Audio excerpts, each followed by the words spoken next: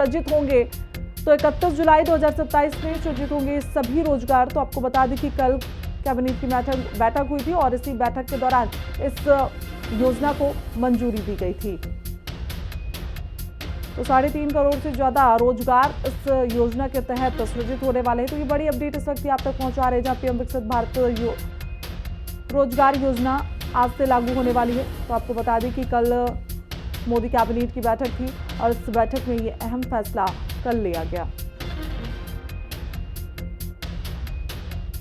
आज 1 अगस्त है और आज से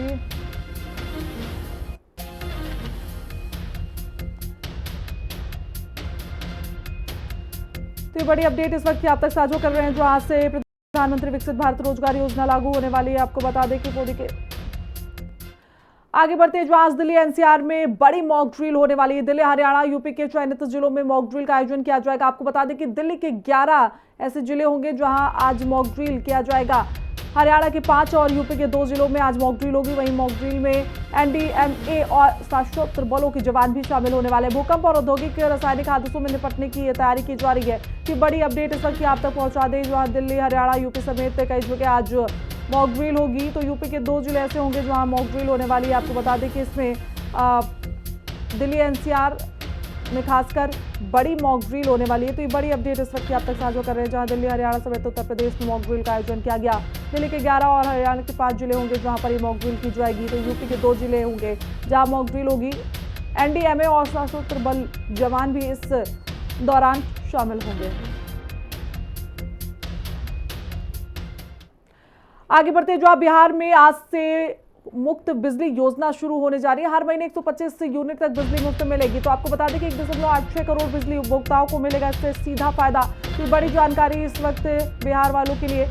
चुनाव से पहले नीतीश कुमार का यह ऐलान कि अब बिजली मुफ्त लोगों को मिलेगी। तो आपको बता दें कि 125 यूनिट बिजली होगी जो लोगों को मुफ्त मिलने वाली है। तो इसकी घोषणा फिलहाल कुछ दिन पहले ही नीतीश कुमार ने कर दी थी और आज से ही सुविधाएं लोगों को मिलना शुरू हो जाएंगी।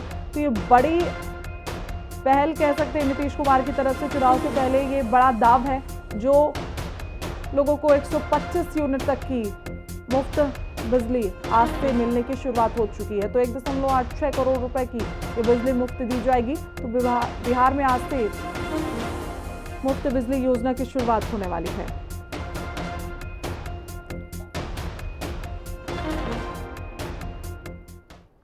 तो वहीं भगवान श्री राम को जन जन तक पहुंचाने वाले गोस्वामी तुलसीदास की 528वीं जयंती है, जिसमें शिरकत करने चित्रकूट पहुंचे सीएम योगी आदित्यनाथ ने राजापुर के मानस मंदिर में तुलसीदास जी द्वारा लिखी हस्तलिखित रामचरितमानस का दर्शन पूजन किया और तुलसी कुटीर मंदिर में तुलसीदास जी को श्रद्धा सुमन भी अर्पित किया। इसके बाद सीएम योगी ने तुलसी घाट पे यमुना नदी में हो रहे कटान को भी देखा, जहां उन्होंने अधिकारियों को कटान रोकने के लिए योजना बनाने के निर्देश दिए। जिसके बाद वो तुलसी रिजॉर्ट में मोरारी बापू द्वारा आयोजित तुलसी साहित्य समागम कार्यक्रम में शिरकत करने के लिए पहुंचे। साथ ही आपको बता दें कि पंडित दीनदयाल शोध संस्थान के गनिवा कृषि विज्ञान केंद्र में तुलसीदास की प्रतिमा का अनावरण भी किया गया और दीनदयाल शोध संस्थान द्वारा चलाए जा रहे परमानंद पद्धति आश्रम विद्यालय के बच्चों से मिलकर उन्हें चॉकलेट भी वितरण करते हुए मुख्यमंत्री योगी आदित्यनाथ नजर आए। इसके अलावा ही आपको बता दें कि तुलसी जयंती पर आयोजित जनसभा को भी इस दौरान मुख्यमंत्री योगी आदित्यनाथ ने संबोधित किया।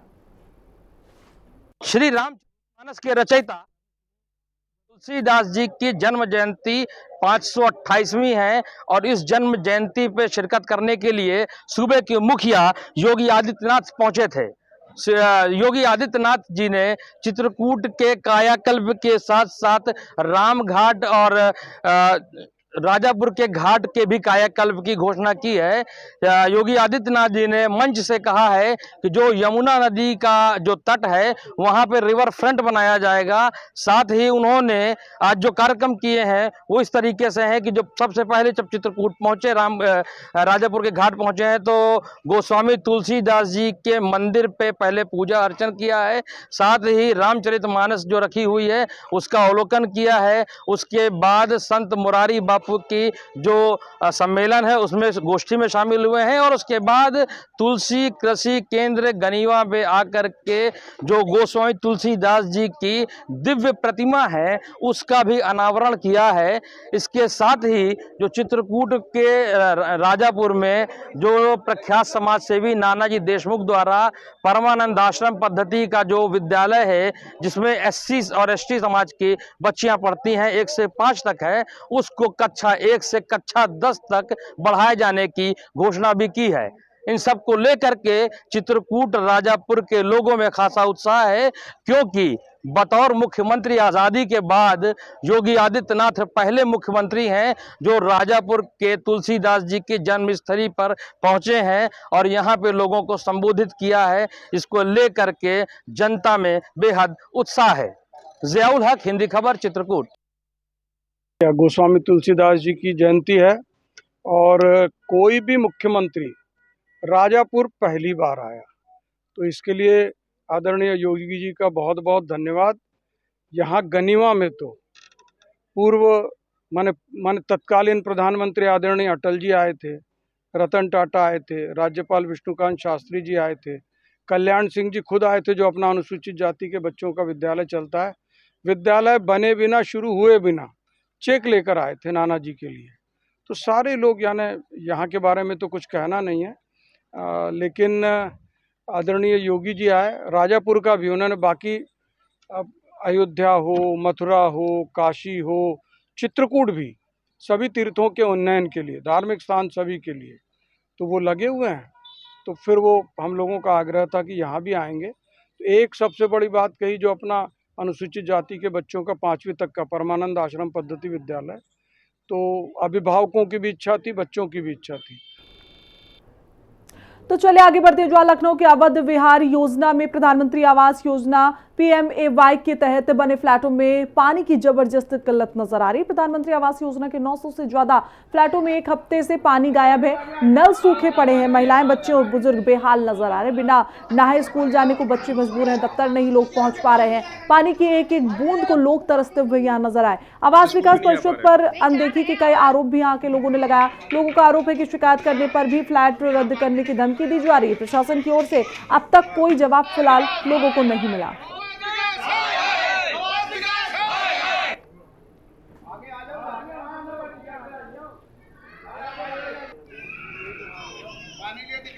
कोई कर्मचारी को नहीं सुनना है।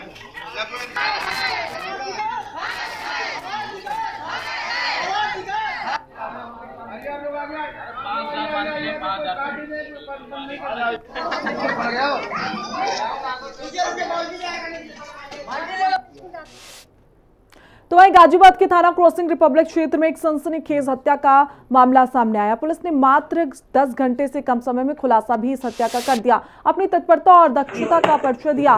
पुलिस को सूचना मिली थी कि सैन बिहार नाले में एक अज्ञात महिला का शव पड़ा मिला और इस सूचना पर तुरंत कार्रवाई करते हुए थाना क्रॉसिंग रिपब्लिक की पुलिस टीम ने मौके पर पहुंचकर शव को नाले से बाहर निकाला और पोस्टमार्टम के लिए भेजा। साथ ही अज्ञात महिला की पहचान और हत्यारे की तलाश के लिए थाना स्तर पर 3 विशेष टीमें गठित की गई हैं। मृतक महिला की शिनाख्त दिल्ली निवासी पूजा के रूप में हुई। तो जांच को आगे बढ़ाते हुए पुलिस ने घटनास्थल के आसपास लगे सीसीटीवी कैमरों की फुटेज खंगाली और मैनुअल इनपुट्स के आधार पर हत्यारे की पहचान की गई। हत्या के बाद शव को छिपाने के उद्देश्य से नाले में फेंकने वाले अभियुक्त को पकड़ने में पुलिस को सफलता हासिल हुई।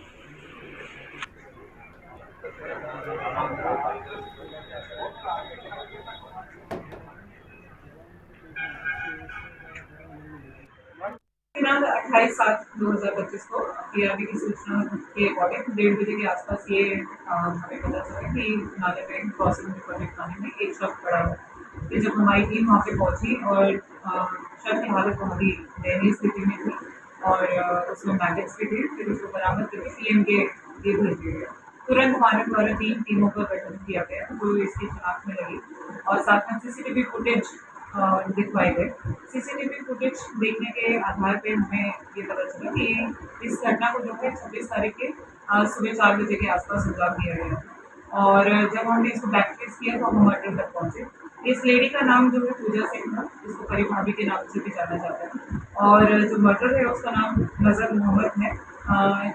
ये हापुड़ के रहने वाले हैं और इनको जो हमने यहाँ से अरेस्ट कर लिया और जब हमें पता चला तो ये इनके 4 साल पहले कस्टमर रहे हैं और अब जो है जब इनकी अचानक से 26 तारीख को मुलाकात हुई और इन्हें पता चला कि इनके पास काफी जिला गाजियाबाद पुलिस को मिली बड़ी सफलता। 10 घंटे से कम ही समय में हत्या की घटना का किया खुलासा।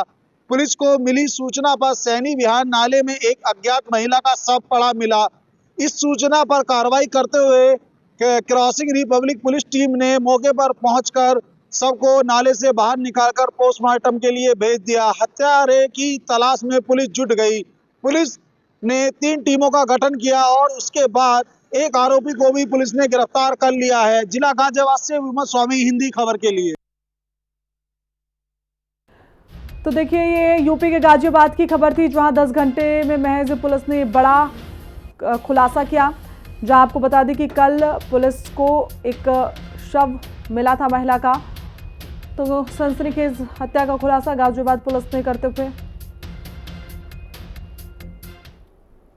बता दें कि प्रयागराज में गंगा और यमुना नदी का जलस्तर एक बार फिर से तेजी से बढ़ने लगा है, जिससे संगम क्षेत्र सहित निचले इलाकों में बाढ़ का खतरा मंडराने लगा। प्रशासन ने स्थिति की गंभीरता को देखते हुए अलर्ट जारी कर दिया। साथ ही संबंधित विभागों को तैयार रहने के निर्देश भी दिए हैं। जानकारी के मुताबिक गंगा नदी का जलस्तर फिलहाल 2.5 सेंटीमीटर प्रति घंटे और यमुना नदी का जलस्तर 2 सेंटीमीटर प्रति घंटे की रफ्तार से बढ़ता है। बीते 24 घंटे में फाफामऊ में गंगा का जलस्तर 64 सेंटीमीटर और छतनाग में 49 सेंटीमीटर बढ़ चुका है, जबकि नैनी में यमुना का स्तर 53 सेंटीमीटर तक बढ़ गया है।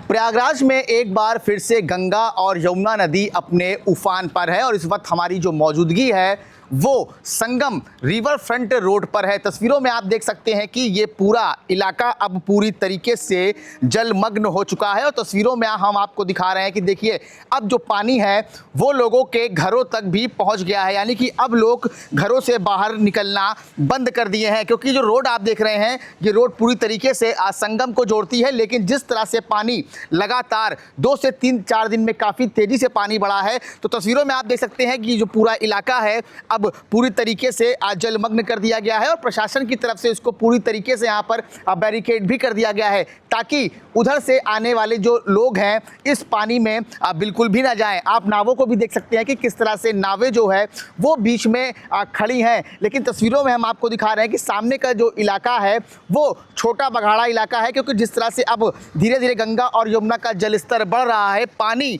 अब धीरे धीरे निचले इलाकों में भी पहुँच रहा है। तस्वीरों में देखें कि लोग पानी के पास से जाने के लिए मजबूर हो रहे हैं और अपने घरों से निकलने के लिए भी बिल्कुल नहीं निकल पा रहे हैं, क्योंकि पानी अब उनके घरों तक पहुंच गया है। हमारे ठीक सामने एक हार्डवेयर की दुकान है, आप देख सकते हैं कि उस दुकान तक भी पानी पहुंच चुका है। तो आप देखें कि जो पूरा इलाका है वो पूरे तरीके से अब जलमग्न हो चुका है। हालांकि प्रशासन की तरफ से 88 बाढ़ राहत चौकियाँ बनाई गई हैं, साथ ही साथ NDRF की टीम को यहाँ पर तैनात किया गया है, जल पुलिस की टीम को तैनात किया गया है और 24 घंटे घाट पर रहने के लिए उनको निर्देश भी दिए गए हैं, क्योंकि सावन का महीना चल रहा है और सावन के महीने में कांवड़िए गंगा जी से जल भरकर अलग अलग दिशाओं में बाबा को अर्पित करने के लिए जाते हैं। तो कुल मिलाकर तस्वीरों में आप देख सकते हैं कि ये पूरा इलाका पूरी तरीके से जलमग्न हो चुका है। हालांकि सबसे बड़ी राहत की बात यह है कि गंगा और यमुना नदी अभी खतरे के निशान से नीचे बह रही हैं। हालांकि अगर डेंजर लेवल की हम बात करें तो जो डेंजर लेवल है वो 84.73 मीटर है, लेकिन सबसे बड़ी राहत की बात है कि गंगा और यमुना नदियाँ अभी इन खतरे के निशान से काफ़ी नीचे बह रही हैं। सौरभ मिश्रा, हिंदी खबर, प्रयागराज। तो चलिए आगे बढ़ेंगे और एक बड़ी अपडेट आप तक साझा कर दें, जो आप बुलंदशहर ड्रोन मामले में पुलिस का बड़ा खुलासा नजर आया। शरारती तत्व हवा में उड़ा रहे टॉय ड्रोन और लोगों को डराने की कोशिश भी इस दौरान करते हुए नजर आए। तो भ्रम का फायदा उठाकर ये ड्रोन उड़ाए जा रहे थे, लोगों के भय का फायदा उठाकर ये हरकत की जा रही थी और पुलिस ने इस पर बड़ा खुलासा करते हुए आरोपियों को गिरफ्तार किया। तो ये बड़ी जानकारी इस वक्त आप तक साझा कर रहे हैं, जो आप बुलंदशहर की ये तस्वीरें, यही वो टॉय ड्रोन था जो उड़ाया जा रहा था और लोगों को इससे डराने और उनके बीच में भ्रम पैदा करने की कोशिश इन शरारती तत्वों द्वारा की जा रही थी। और बुलंदशहर पुलिस की ये बड़ी कार्रवाई करते हुए पुलिस ने आरोपियों को गिरफ्तार कर लिया।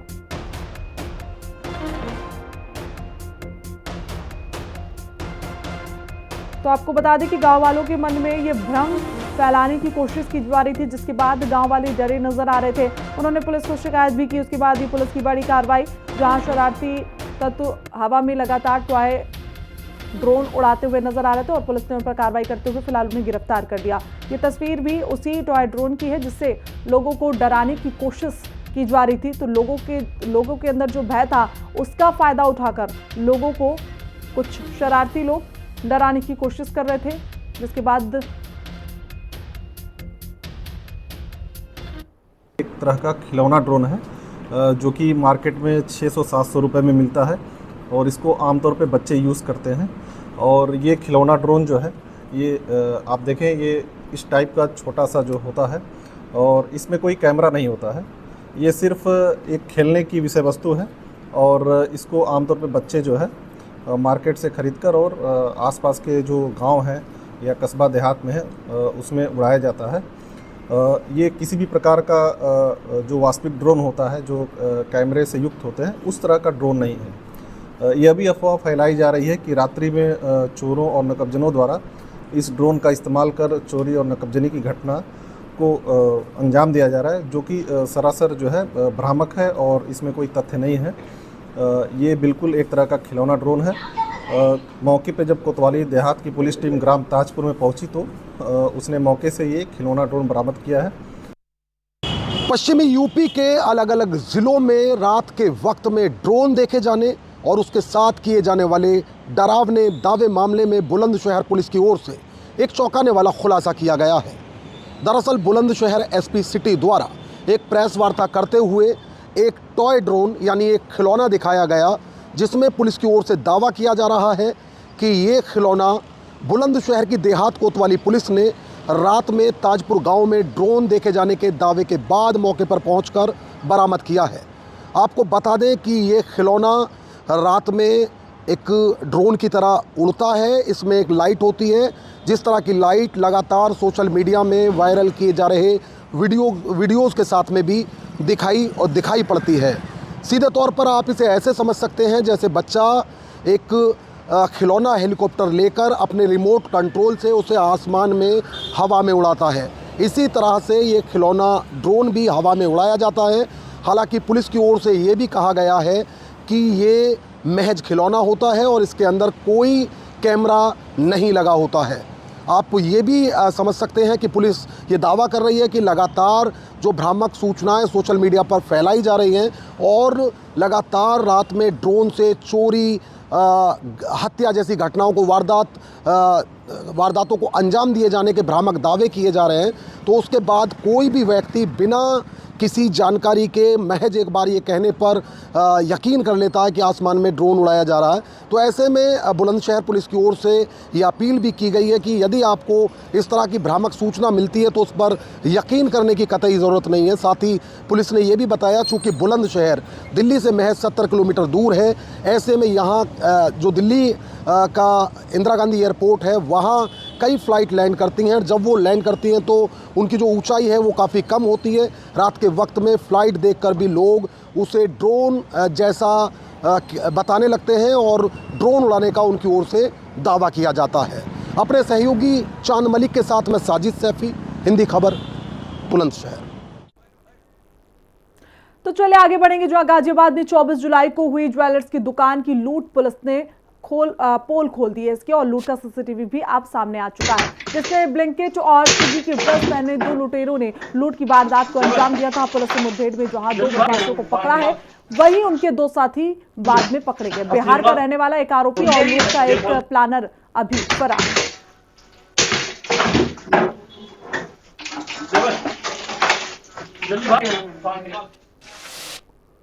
एक लूट की घटना हुई थी जिसमें मानसी ज्वेलर्स नाम की दुकान से 20 किलो चांदी और 125 ग्राम सोना 2 अज्ञात बाइक सवार व्यक्तियों द्वारा लूटा गया था।